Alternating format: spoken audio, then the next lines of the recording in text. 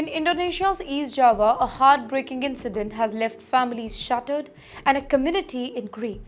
An Islamic boarding school building all of a sudden collapsed while students were inside offering their afternoon prayers. In just a few terrifying seconds, walls came crashing down, trapping innocent children under heavy slabs of concrete and twisted steels. In the meantime, officials now fear that at least 85 students remain buried under that rubble. Well, the collapse happened at Al Khazini Islamic boarding school in the town of Sidoarjo on Monday, that's September 29th. You know what makes this particular tragedy even worse is the fact that that particular building wasn't safe to begin with.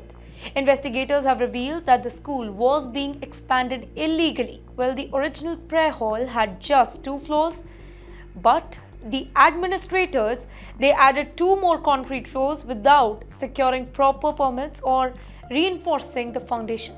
Experts now say that the old structure simply couldn't handle the extra weight.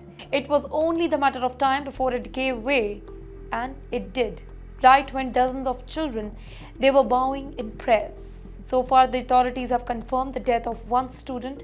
83 others have been injured, many of them in very critical condition.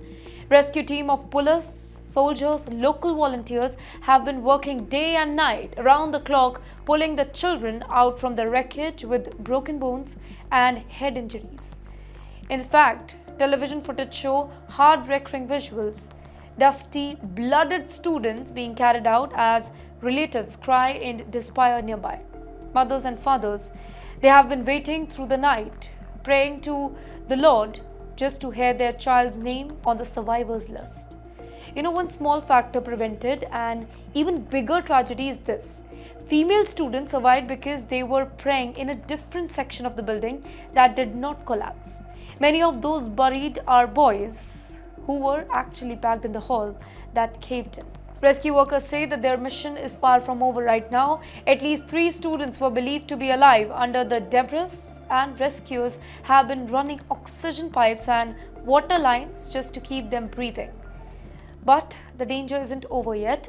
Unstable chunks of concrete and even steel threaten to collapse further, making the entire search even more dangerous. Still, the rescue team refuses to give up right now. Let me quote what one rescuer said here: "Every minute counts. We focus on saving lives first before recovering the bodies." But yes, you know what? This isn't just a tragedy of nature. This is a man-made disaster. A failure of rules, a failure of responsibility. Had the school followed all the safety standards, had the expansion been legal and monitored, dozens of young lives, they would not have been at risk today. Questions are now being asked: who approved this expansion? Why was it allowed in the first place to continue without any permit?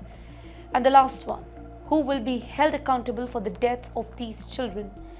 Well, the story of Indonesia collapsed school is not just about one building fail. It was a reminder how corruption, negligence, and hunger for quick expansion can destroy lives. As Indonesia mourns its young victims, families across the country are demanding answers and justice too.